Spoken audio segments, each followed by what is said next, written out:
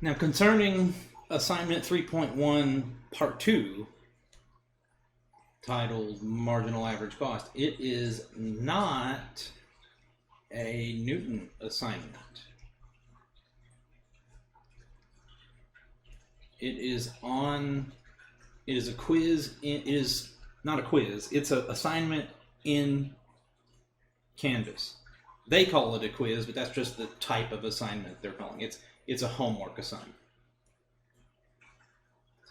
But you won't find it in Newton. It's right inside of Canvas. And it only has 4 questions. You only get 1 attempt. So let me prepare you to get those questions correct.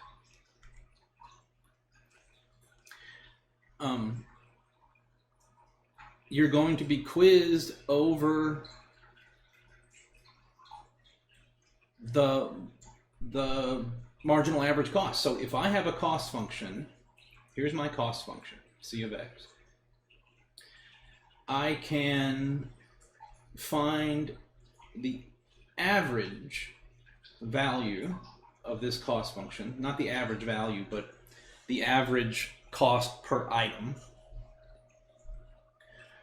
just by dividing by however many items there were, right? And in the quiz, they use the notation C average.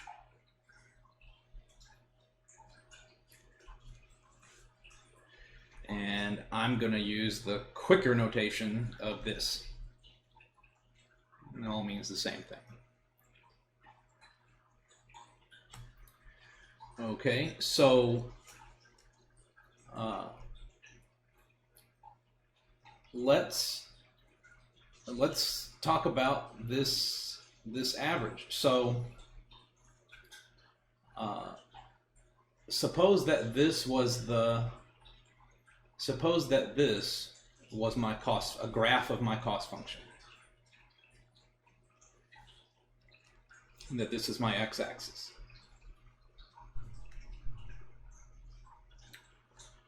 And this is y.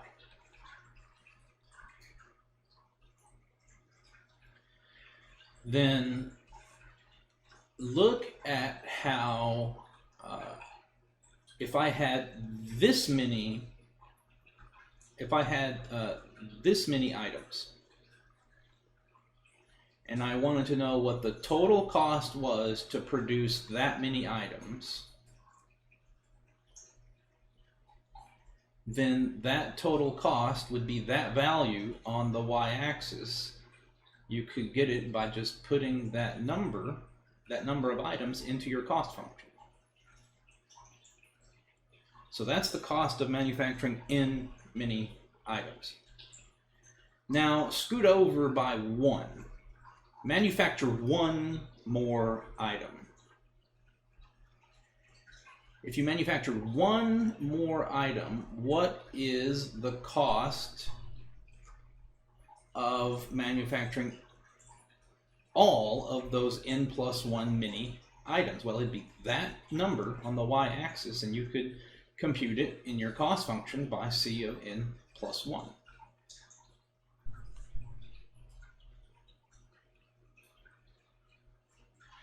So then it must be the case that this vertical distance right here,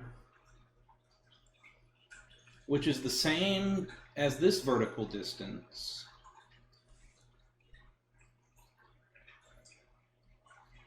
that's the cost associated with just manufacturing item number n plus 1.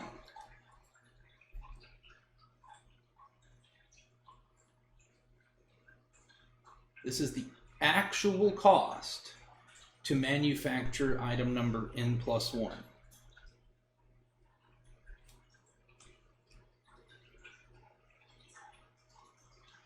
And I can form a little right triangle right here. Actually, wait, let me wait just a second on that.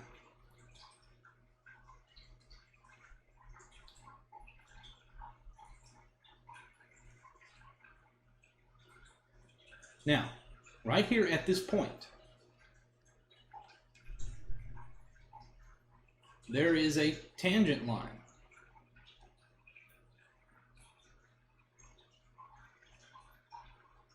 That I've got drawn here in green. That tangent line approximates the curve nearby where it was tangent. And that green line has a slope. That slope would be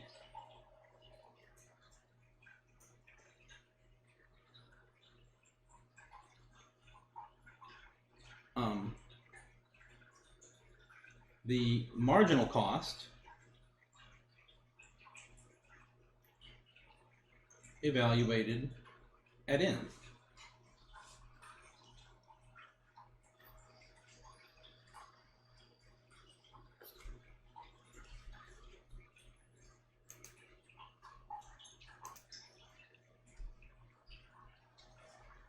All right. So the slope of that tangent line is just the marginal cost evaluated at n, and this right triangle that's right here in green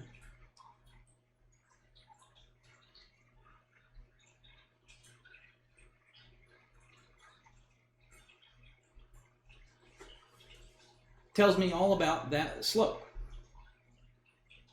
because the run is 1, right? The run here must be 1, because that's how far apart these two are. And if slope is going to be rise over run, and the run is 1, then the rise must be the slope.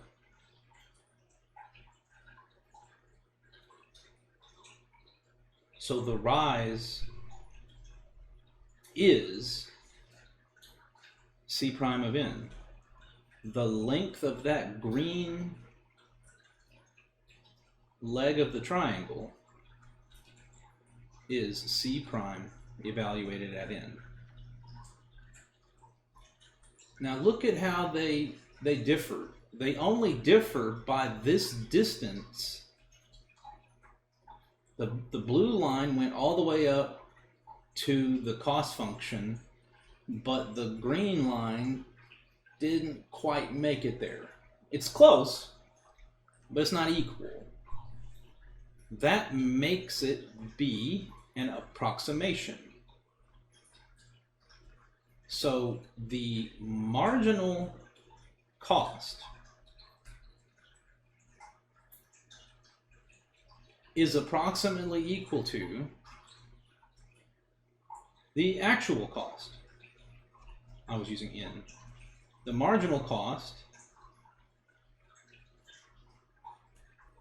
is approximately equal to the actual cost. Well, let me rephrase that. The marginal cost at n is approximately equal to the actual cost of manufacturing the next item.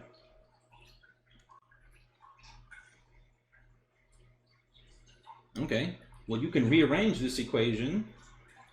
Just add C of n to both sides.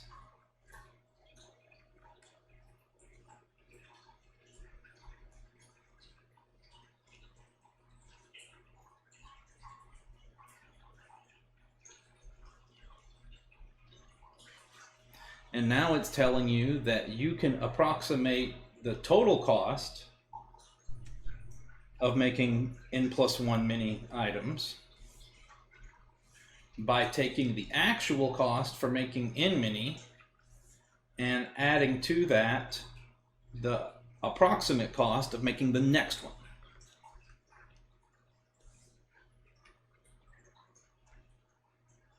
But look, there wasn't anything special here about C of x.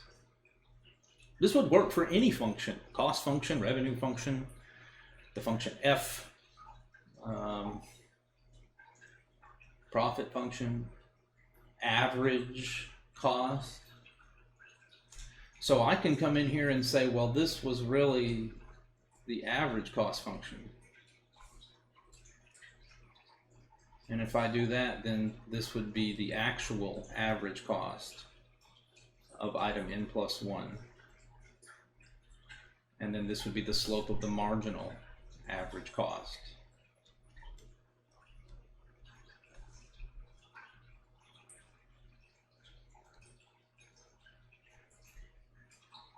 And then all of these would be average.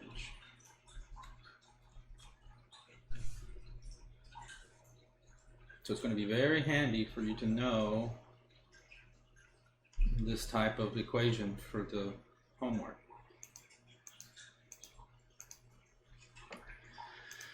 Okay, and then there's a few applications. So if I have a cost function and I want the marginal average cost,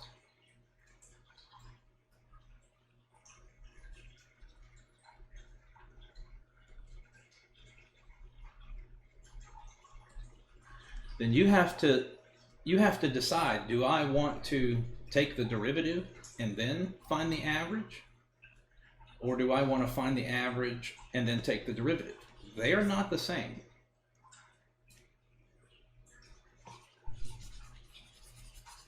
And the way you would interpret this wording is you would say to yourself, okay, which function do I want the margin of?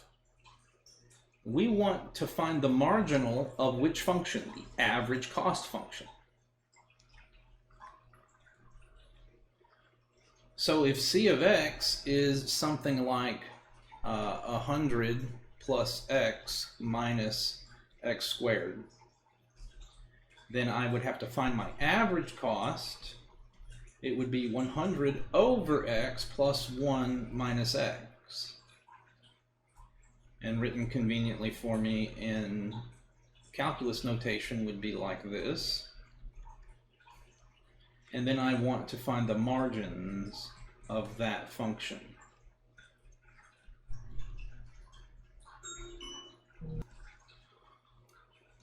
And you can also expect to see a question where they want you to compute the marginal average cost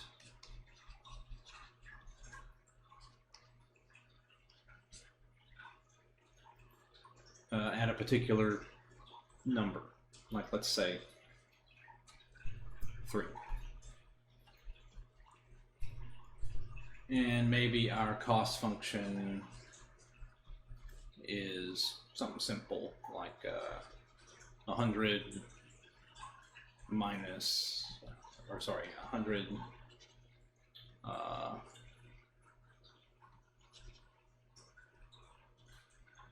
100 minus, come on, x squared. So I would have to find c bar of x. That would be 100x to the minus 1 minus x. I've just divided everything by x. And then I want the derivative of c bar, the marginal cost, marginal average cost. I would get minus 100x to the minus 2 minus 1. So then I'll evaluate that at 3 and get minus 100 over 9 minus 1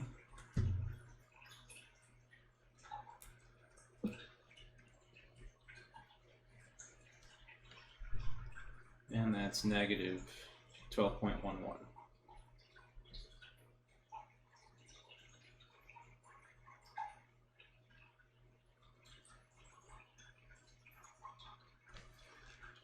Then you're going to want to have to estimate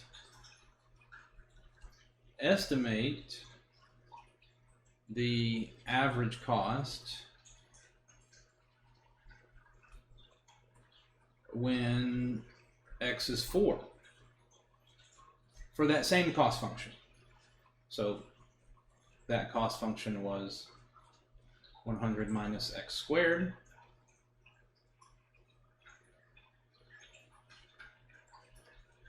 And the corresponding average cost was 100x to the minus 1 minus x.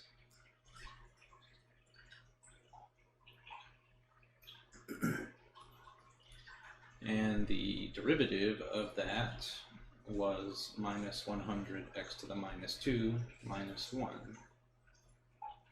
And if I'm supposed to estimate the average cost when x is 4, then I'm going to be using that estimate from earlier, which was that,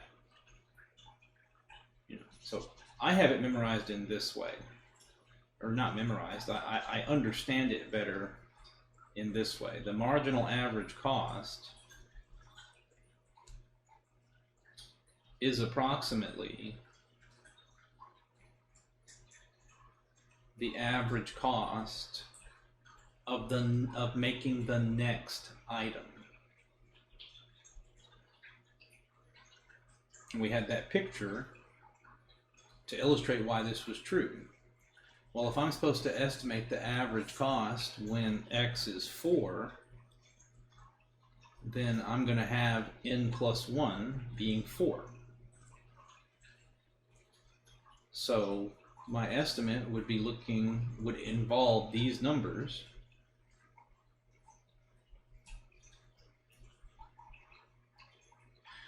And this is the thing that we're wanting to estimate, so we can solve it for that. That estimate is approximately the actual cost for making 3 plus the estimated cost of making 1 more.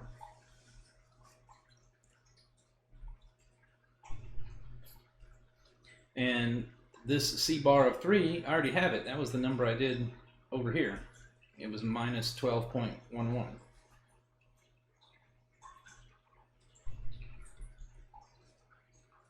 So all I really need here is C bar of 3. So I'll use this.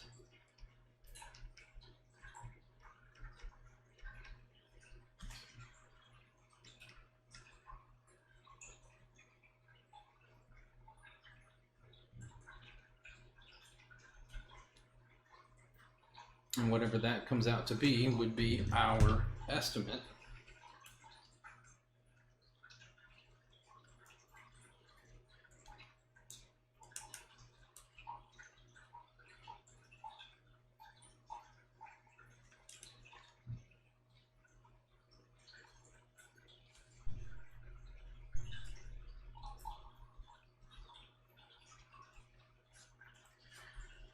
Just has 4 questions on that assignment, so I've shown you here all the pertinent details.